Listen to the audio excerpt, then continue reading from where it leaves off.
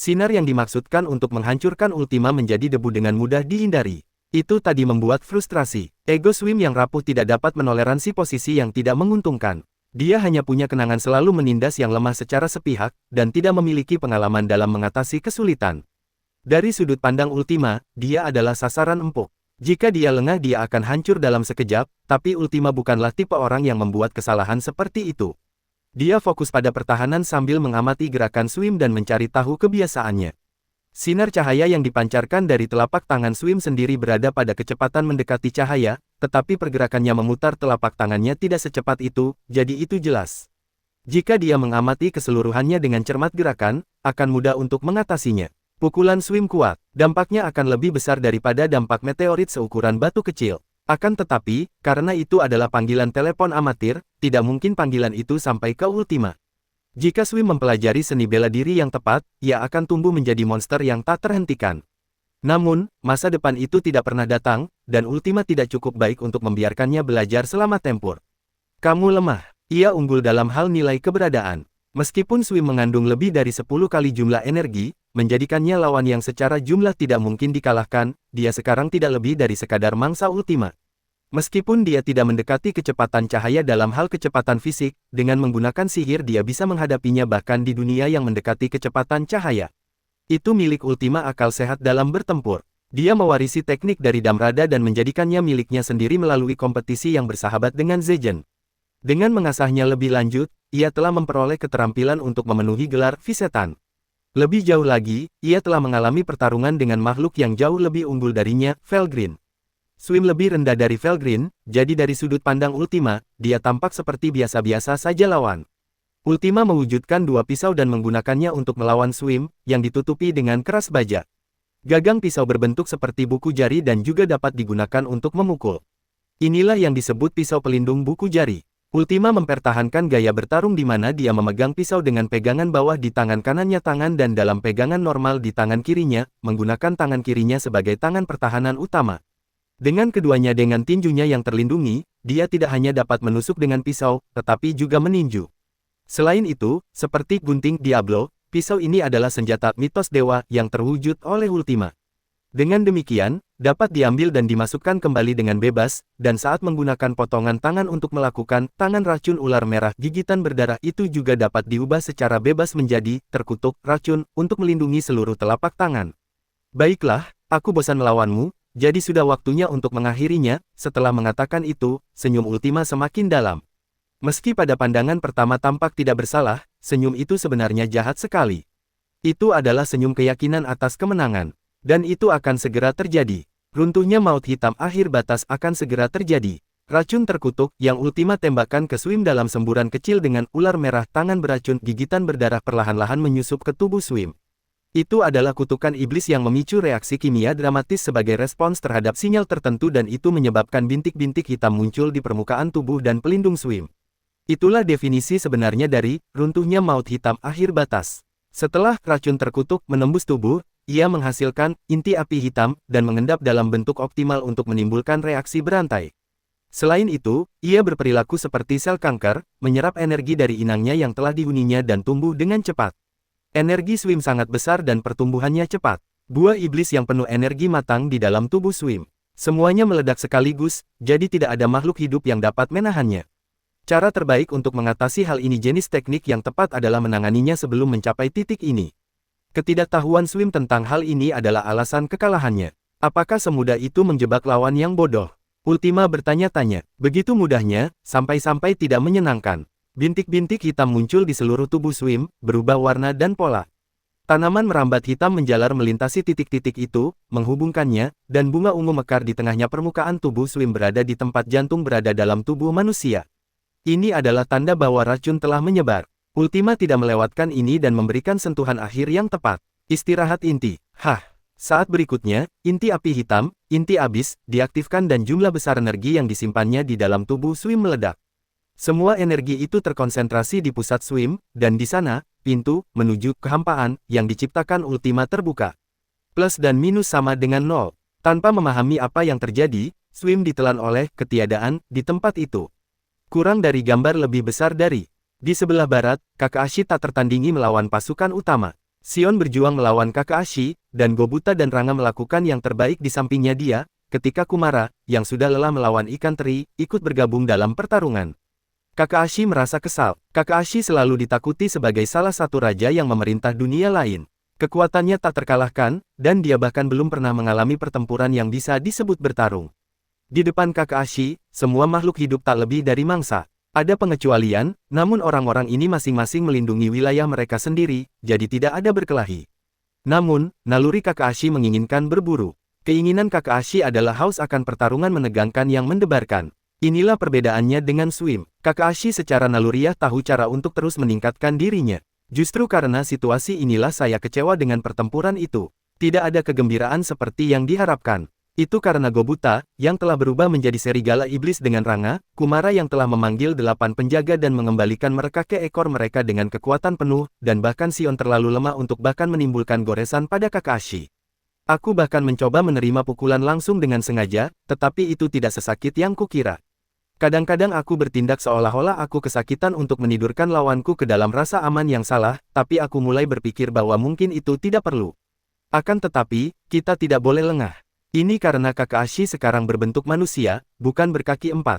Bukan hanya dia masih belum terbiasa mengendalikan kekuatannya, tapi gaya bertarungnya juga sudah benar-benar berubah. Meskipun dia merespons dengan naluri bertarung yang luar biasa, dia masih belum mencapai tingkat keahlian. Kakashi memahami hal ini dan belajar banyak dari menonton pertarungan Gobuta dan Ranga dan Xiongaya dan kerja tim. Sangat sulit hingga menakutkan. Seranganku juga tidak akan berhasil.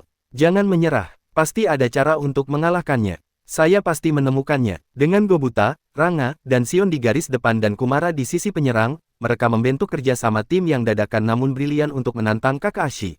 Namun, dari Kakashi dari sudut pandang lain, hal itu tampak seperti hal yang sama berulang-ulang. Indra penciuman Kakashi yang tajam memungkinkannya memahami pergerakan energi magis dengan sempurna. Dengan menggunakan informasi dari bau-bauan, adalah mungkin untuk menciptakan kembali medan perang secara menyeluruh dalam pikiran. Itu lebih akurat daripada persepsi sihir dan ada lebih sedikit penundaan dalam menerima informasi. Dia mampu menangkap informasi dari segala arah tanpa memerlukan penglihatan atau pendengaran. Dari sudut pandang itu, pergerakan musuh terlihat jelas. Polanya berbeda, tetapi tidak menarik. Jadi dia bosan dan mencoba menyelesaikannya dengan cepat. Akan tetapi, sejak saat itu, segala sesuatunya tidak berjalan sesuai rencana. Saya pikir dia akan menjadi lawan yang mudah dikalahkan, tapi ternyata dia sangat kuat, gigih. Gobuta dan Ranga lebih mementingkan pertahanan daripada serangan. Mereka berpindah ke menghindari terkena serangan, dan akan menyerang saat mereka menemukan celah pada bagian yang menegangkan. Kumara adalah seorang pengintai, tetapi serangannya cukup ringan untuk diabaikan. Namun, hal ini ternyata to be a disadvantage, as she was able to inflict abnormal conditions such as poison and paralysis, hindering Kakashi's movements. Xion juga sama merepotkannya. Ini mungkin tampak seperti serangan kasar, tetapi sebenarnya ini adalah kombinasi yang sangat cerdik. Dia menggunakan serangannya sendiri sebagai pengalih perhatian, menciptakan celah bagi Gobuta dan Ranga untuk melancarkan serangan, memukul.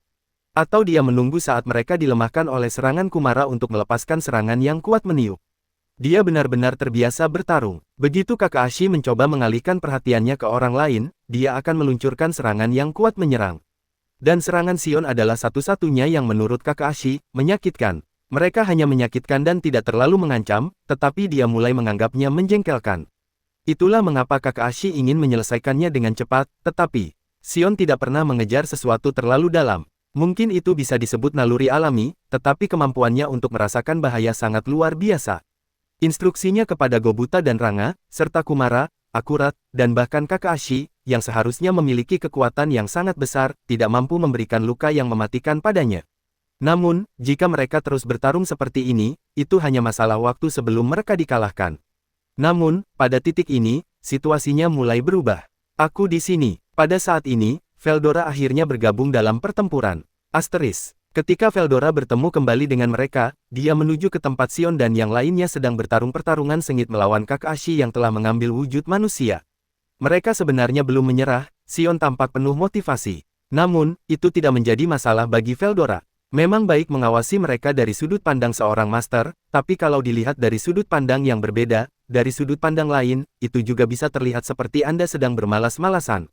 Sekarang setelah Rimuru kembali, Veldora ingin melakukan segala yang dia bisa untuk mengurangi kemungkinan dia marah. Ya, pertama, saya perlu meraih sesuatu yang hebat. Kalau begitu aku akan dipuji lagi. Suatu perjamuan harus diadakan untuk merayakan pencapaianku. Veldora merasa gembira. Jadi aku berdiri di depan Kakashi dan berteriak, aku di sini. Namun, ada sebagian orang yang marah akan hal ini. Itu Sion. Veldora sama, lagi. Apa maksudmu lagi? Kau membuat penampilan yang megah beberapa hari lalu dan mencuri mangsaku. Sion kesal dan mengeluh kepada Veldora. Itu terjadi saat pertarungan dengan Dagruel. Akan tetapi, tampaknya ingatannya telah sedikit diubah. Aku akui aku terlihat bagus, tapi bukan itu yang sedang kita bicarakan. Sion dengan tegas menolak perkataan Veldora. Pada titik ini, Veldora punya pikiran. Mungkin ini salahku. Saya pikir, tentu saja, sungguh membuat frustrasi ketika buruan Anda dicuri. Dalam hal itu, argumen Sion memang ada benarnya. Namun, tidak peduli bagaimana Anda melihatnya, mereka sedang berjuang, jadi bukankah lebih baik bagi Veldora untuk mencoba dan membantu mereka? Setelah sampai pada kesimpulan ini, Veldora kembali yakin bahwa dia benar. Dia menyatakan pendapatnya seolah-olah ingin menegur Sion. Saya bisa mengerti apa yang Anda katakan. Tidak ada seorang pun yang suka jika gilirannya diambil. Tetapi, namun, bukankah orang ini terlalu berat untuk kau tangani? Grur, Sion menggertakkan giginya karena frustrasi. Sepertinya mereka hampir menemukan petunjuk strategi, tetapi mereka tidak dapat merespons ketika itu ditunjukkan bahwa hal itu berada di luar kendali mereka.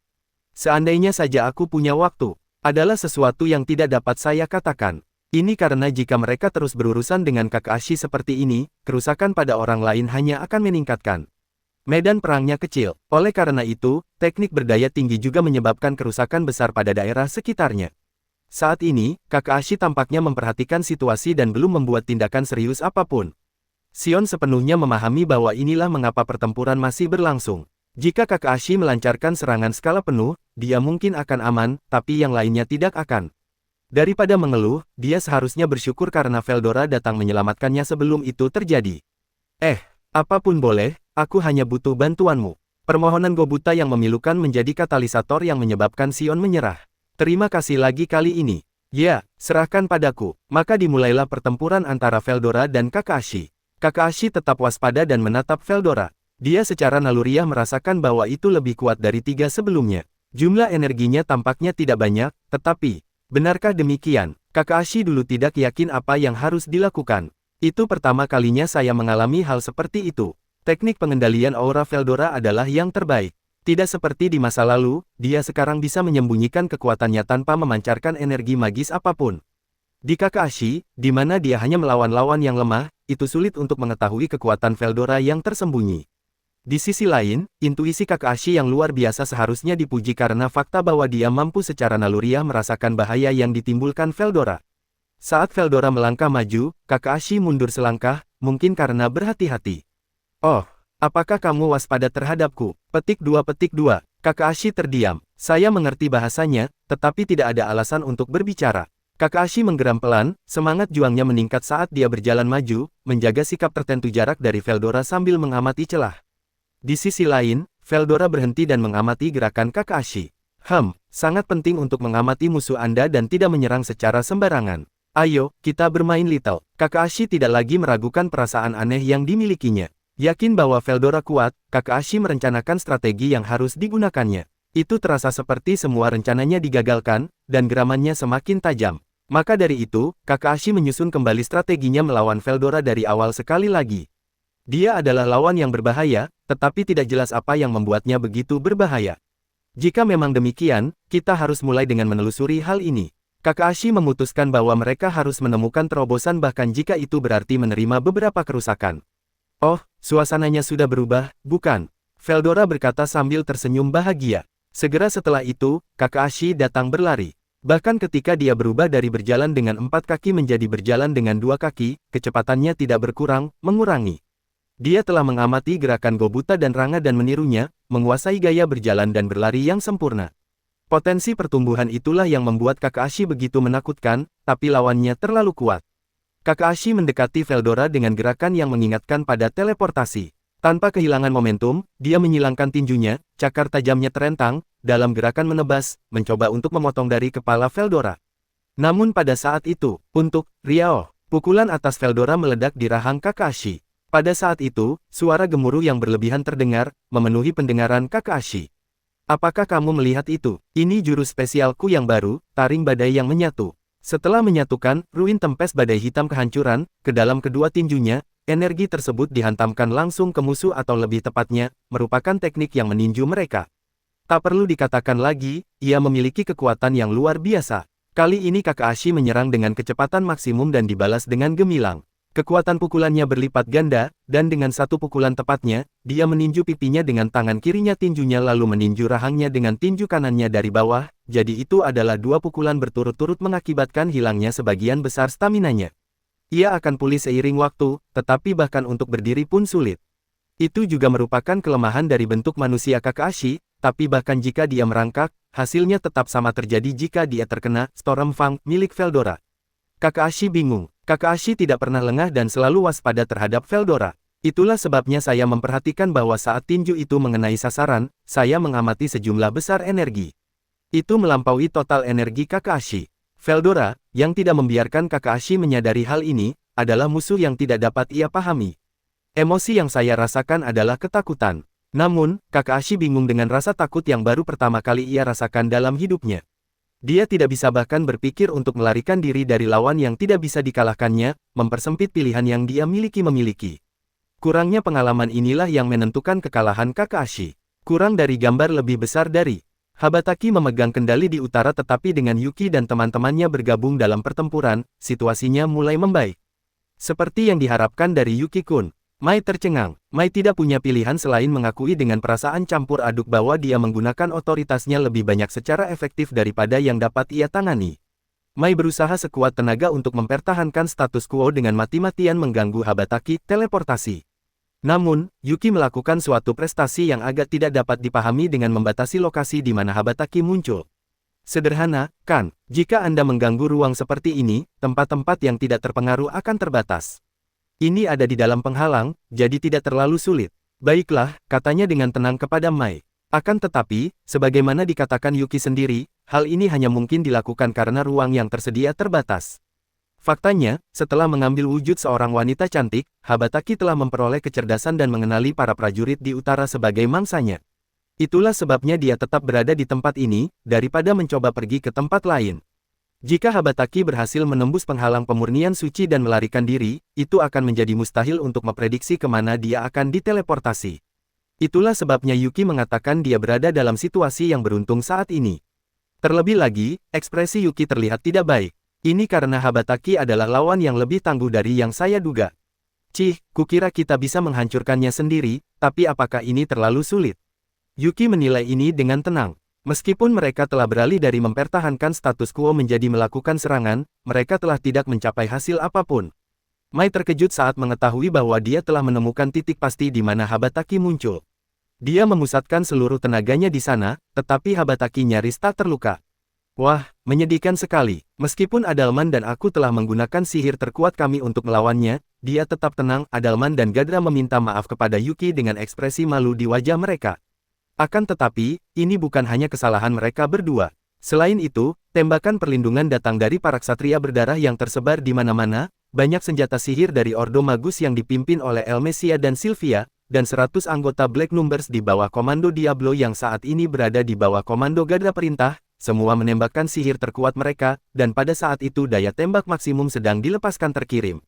Itulah satu-satunya hal yang tidak berhasil pada Habataki. Habataki menerapkan hukum teleportasi, dan mentransfer semua daya tembak yang ada berkonsentrasi pada dirinya sendiri. Jika seseorang diperlihatkan otoritas yang tidak masuk akal seperti itu, biasanya ia akan berkecil hati. Namun, Yuki berbeda. Tidak ada cara lain. Pertama-tama, berkat kamu semua orang mengikuti rencanaku. Yuki menghibur Gadra. Faktanya, tidak dapat dihindari bahwa semua orang akan mengabaikan rencana Yuki, mantan pengkhianat dan pendatang baru dalam pertempuran ini. Gadra dan Benimaru, yang telah menggunakan telepati untuk mengumpulkan informasi dari seluruh medan perang, campur tangan. Saya menyetujui operasi ini. Untuk saat ini, saya akan meninggalkan Komando Operasional Utara Depan Yuki. Berkat keputusan Benimaru, Yuki kini menjadi komandan. Itulah sebabnya mereka melancarkan serangan besar-besaran, tetapi berakhir dengan kegagalan. Kesempatan yang berharga terbuang sia-sia tanpa menyebabkan banyak kerusakan pada Habataki. Namun, Yuki bukanlah tipe orang yang menyerah begitu saja. Sebaliknya, tampaknya dia terinspirasi dengan melihat teknik bertahan Habataki dan segera muncul dengan rencana berikutnya. Baiklah, kalau begitu, mari kita laksanakan rencana kita selanjutnya, tetapi kita tidak membutuhkan lebih banyak orang untuk ini. Kami akan bubar untuk saat ini, jadi semuanya lakukan yang terbaik untuk mengalahkan binatang iblis terbang Cryptids. Dan setelah membubarkan semua orang dengan sangat santai, mereka mulai melakukan tugas mereka sendiri rencana. Apa yang sedang terjadi? Bukankah kita semua akan mencobanya lagi bersama-sama? Tidak ada gunanya mencoba. Lagi pula, jika Anda melakukannya terlalu sering, mereka akan berhenti terperangkap. Itu mungkin bekerja sekali lagi, tapi trik terakhir itu tidak boleh diulangi. Laplace, yang bermaksud untuk sekali lagi memberikan kekuatan tembak maksimum ke lokasi di mana Habataki muncul, terkejut melihat Yuki telah menyerahkan komando kembali ke Benimaru. Dia mungkin bisa mendapatkannya kembali jika dia memintanya, tetapi Benimaru bukanlah orang yang mudah. Jika itu tidak efektif strategi, tidak akan ada percobaan kedua. Laplace terkejut dengan hal ini, yang dijawab Yuki, itu bukan strategi yang harus digunakan Sering. Lalu dia menjelaskan rencana selanjutnya, tetapi, rencana itu juga keterlaluan. Mai, yang tentu saja termasuk sebagai kolaborator, menggumamkan pertanyaan itu dengan tidak percaya. Kamu bercanda, kan? Apakah itu mungkin? Secara teori, baiklah, kalau bos bilang bisa, ya serahkan saja padanya. Jika dia gagal, itu adalah tanggung jawabnya. Itu mengerikan, Laplace. Sampai aku terlibat dengan Rimuru-san, tidak ada satupun rencanaku yang pernah gagal, kanan. Sejak itu, kegagalan terus berlanjut. Saya tidak percaya bos saya saat ini. Meskipun dia mengeluh seperti itu, Laplace mempercayai kata-kata Yuki dan mengikuti perintahnya. Hal yang sama berlaku untuk Kagali dan Tia. Yah, kurasa begitu. Bosnya selalu curiga, jadi sekarang sudah terlambat. Berhenti mengeluh dan lakukan saja apa yang diperintahkan. Ya, Laplace, itulah yang salah denganmu. Tidakkah menurutmu menjadi sedikit nihilistik itu keren? Tidak apa-apa, meskipun kau membuatku berpikir sebanyak itu. Laplace mati-matian mencoba membalas, tetapi hanya ditepis dengan, ya. Kedua wanita itu memandang Laplace dengan jijik. Anda tampaknya diperlakukan dengan enteng kemanapun Anda pergi. Ini bukan mantan istri, tapi istri saat ini, Sylvia, berbicara dengan suaminya yang pernah dia temui lagi untuk pertama kalinya dalam sekitar 2000 tahun. Tak diragukan lagi ada rasa cinta di sana, tetapi ada pula sedikit rasa jengkel di sana. Aku, Chin, tidak akan pernah menerima orang seperti itu sebagai ayahku. Elmesia mengikutinya dalam mode kaisar surgawinya. Meskipun dia sedikit malu, lebih dari setengah dari apa yang dia katakan adalah kebenaran dan ketulusan perasaan.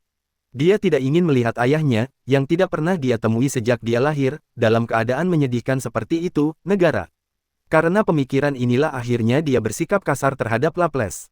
Terlebih lagi, ibunya, Sylvia, tumbuh dengan menceritakan kisah-kisah heroiknya, seperti, Ayah Ele benar-benar luar biasa. Dia adalah pahlawan yang membantu yang lemah. Bahkan jika Anda hampir masuk angin karena kesenjangan antara kenyataan dan imajinasi Anda harus bersikeras bahwa itu bukan kesalahan Hermesia.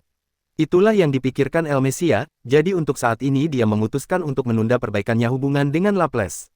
Aku ingin dia melakukan sesuatu yang akan membuat kita melihatnya dalam cahaya baru katanya, sambil melihat Laplace dengan mata dingin.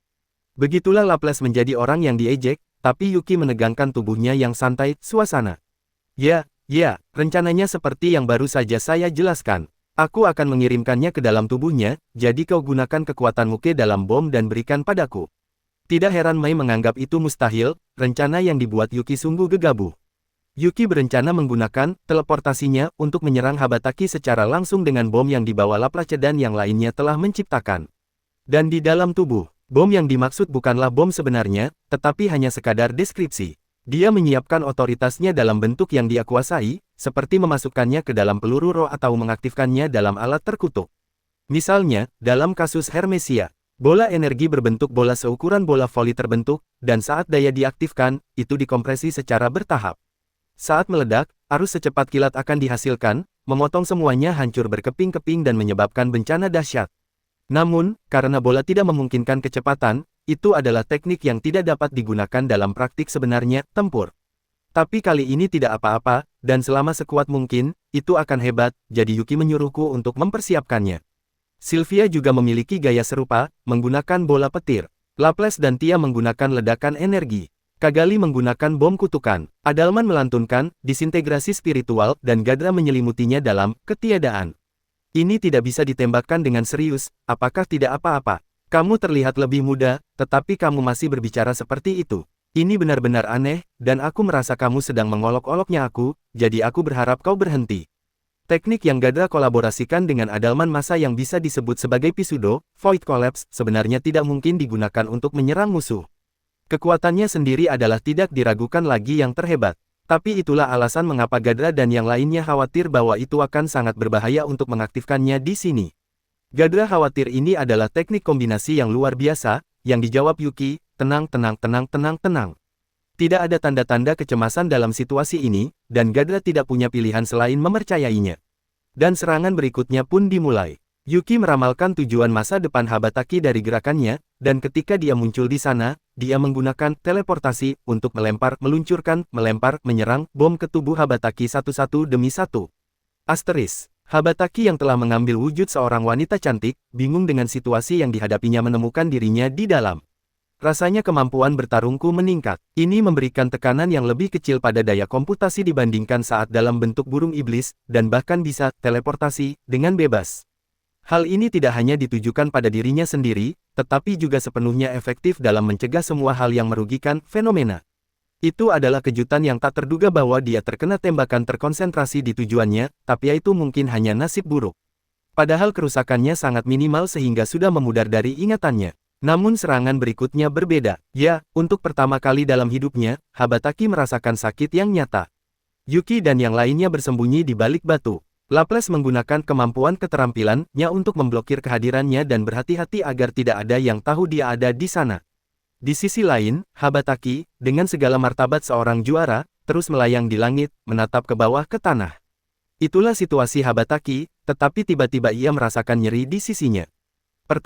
Tembakan pertama, gumam Yuki, tetapi tentu saja suaranya tidak sampai ke telinga Habataki. Tanpa memahami apa yang terjadi, Habataki meletakkan tangannya di sisinya dan mencoba pulih. Saya merasakan sakit, tetapi kerusakannya tidak begitu parah. Meskipun dia telah mengambil bentuk manusia, struktur tubuhnya sama seperti ketika dia masih manusia, burung iblis. Yang mengalir keluar bukanlah darah merah, melainkan energi magis cair. Hanya dengan menyadari hal itu, lubang itu tertutup dan aliran energi magis terhenti. Masalahnya adalah, kita tidak tahu apa yang terjadi. Itu menyakitkan. Pikiran jujur Habataki keluar dari mulutnya. Dia lalu mendistorsi wajahnya karena tidak senang dan mengirimkan badai bulu beterbangan ke segala arah. Setiap bulu Habataki penuh dengan kekuatan penghancur, dan cukup kuat untuk membunuh bahkan seorang Raja Iblis. Namun, karena tidak ditujukan pada target, tidak ada yang terbunuh dalam insiden tersebut, menyerang. Namun, ada banyak korban. Itu adalah keberuntungan yang luar biasa bahwa tidak ada yang mati sampai Mizari mengaktifkan Sanctuary Type generasi bagian maksimum. Meskipun serangan ini sangat kuat, bagi suku Habataki, ini hanya upaya untuk menakut-nakuti seekor lalat yang mengganggu. Petik 2. Berhasil, bagus. Kamu bersikap positif. Bukankah itu jelas? Tembakan terkonsentrasi tidak berhasil, jadi apapun yang bisa mengarah pada petunjuk serangan diterima.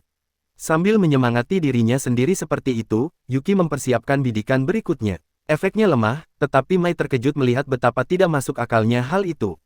Langkah pertama adalah sebuah eksperimen, sebuah bola energi berkekuatan penuh Laples. Itu adalah sebuah hitam ultra terkompresi yang tidak mungkin diselesaikan dalam pertempuran sesungguhnya.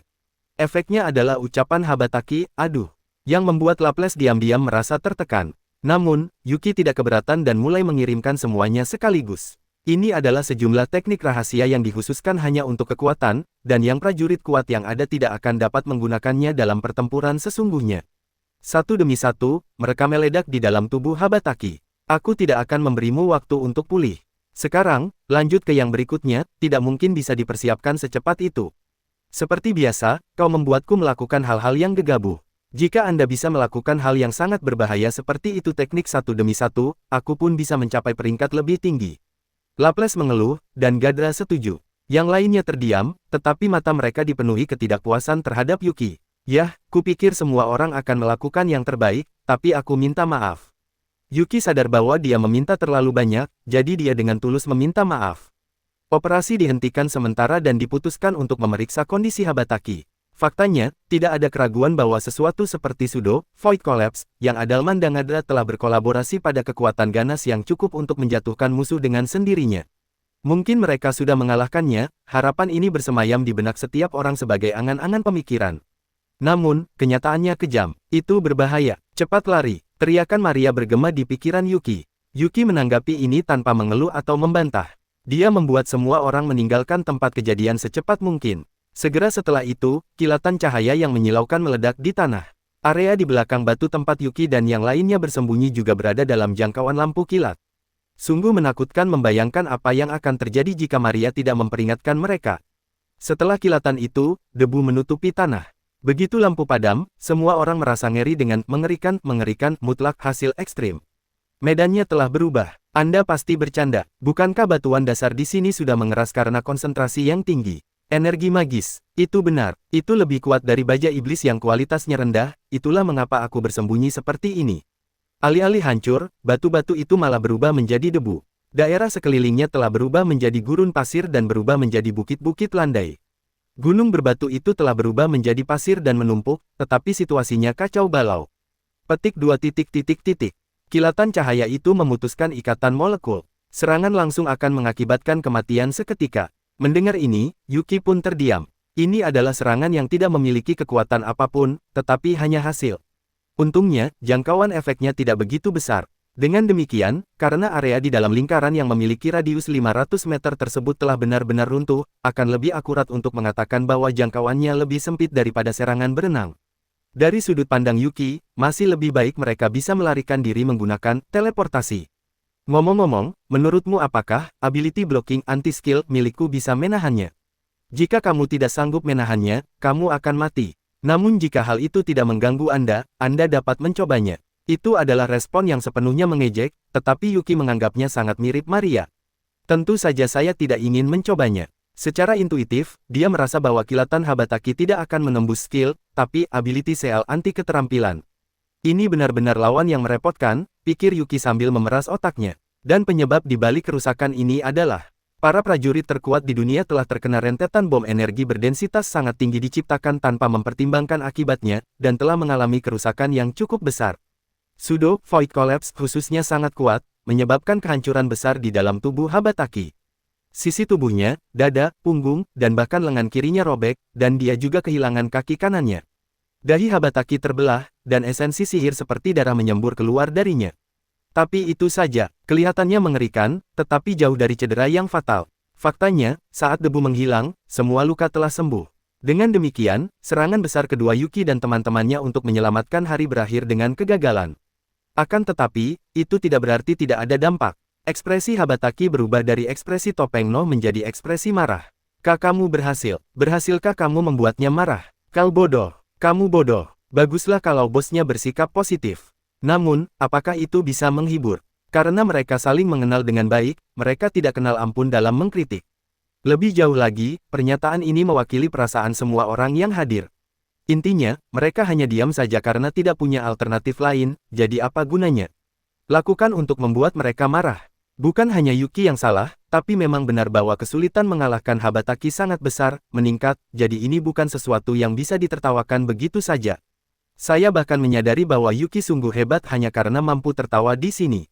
Namun, tak seorang pun patah semangat. Masih ada energi tersisa untuk bercerita dan mendengarkan lelucon.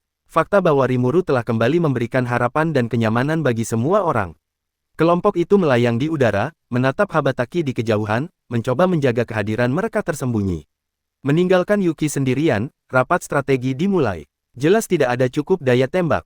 Teknik gabungan tadi tampaknya berhasil. Pseudo Void Collapse, yang dikerjakan bersama oleh Adalman dan Gadra tentu saja sangat efektif.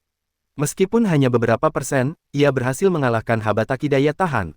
Namun, diragukan apakah ini akan berhasil berulang kali. Kalau begitu, haruskah kita terlibat dalam perkelahian dan mengulur waktu?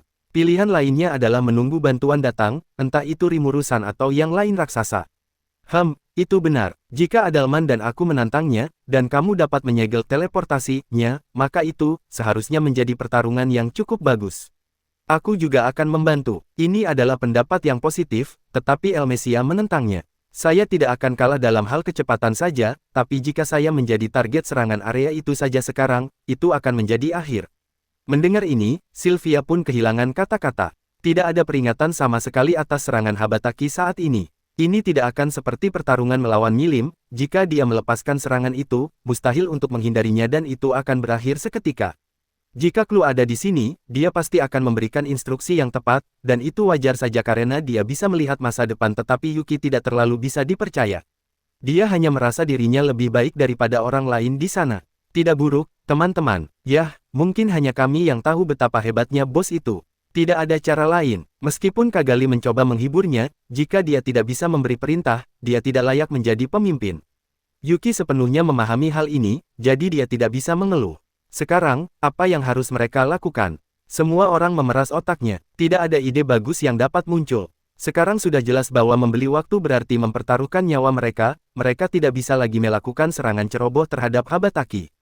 Meski begitu, waktu tidak menunggu siapapun. Semua orang berada dalam rapat dengan pemikiran yang dipercepat, tetapi waktu yang tersisa masih sedikit. Jika kita tidak menetapkan kebijakan yang tegas, kekalahan menanti kita. Kesimpulan yang bisa kuambil adalah, pengorbanan tidak bisa dihindari, tapi Yuki hendak mengatakannya kapan.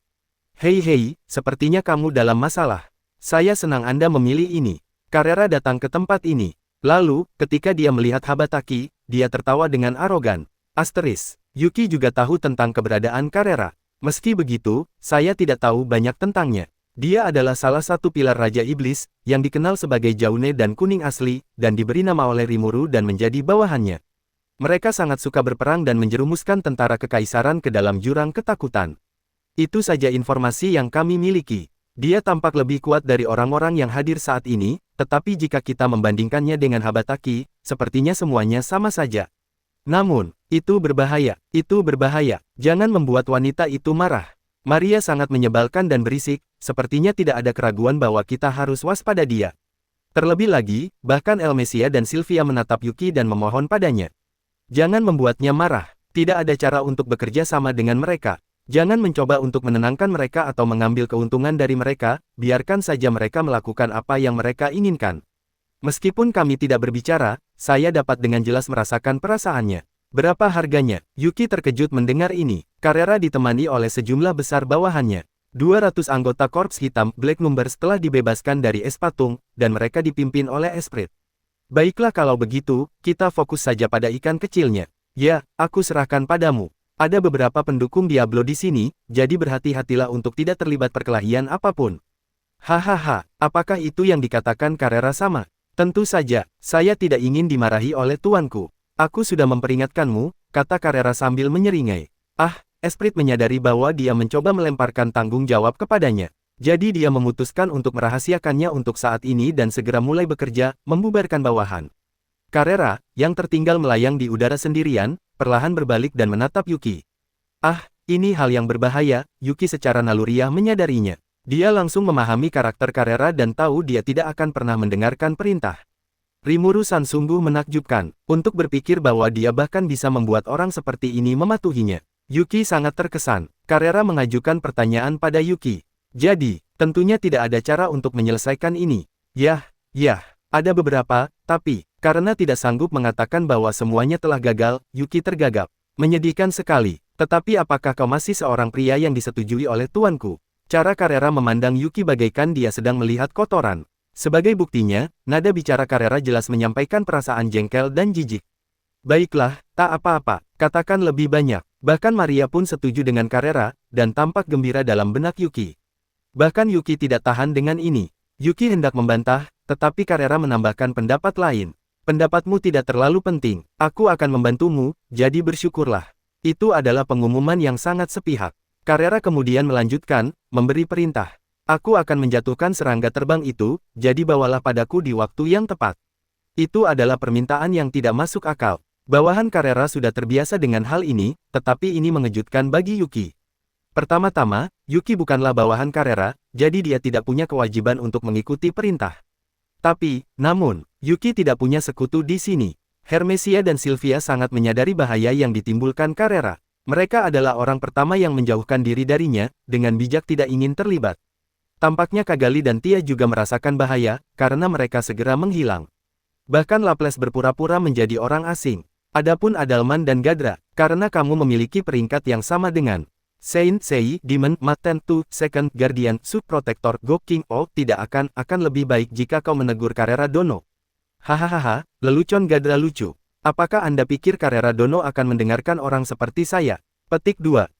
Apakah itu tidak mungkin? Baiklah, kurasa, hanya Yang Mulia Rimuru yang bisa memimpin, pencipta. Saya sudah dalam mode menyerah sejak awal. Mai adalah satu-satunya yang tampak panik, mungkin karena khawatir pada Yuki, tapi dia sangat tidak dapat diandalkan sehingga tidak mungkin dilakukan.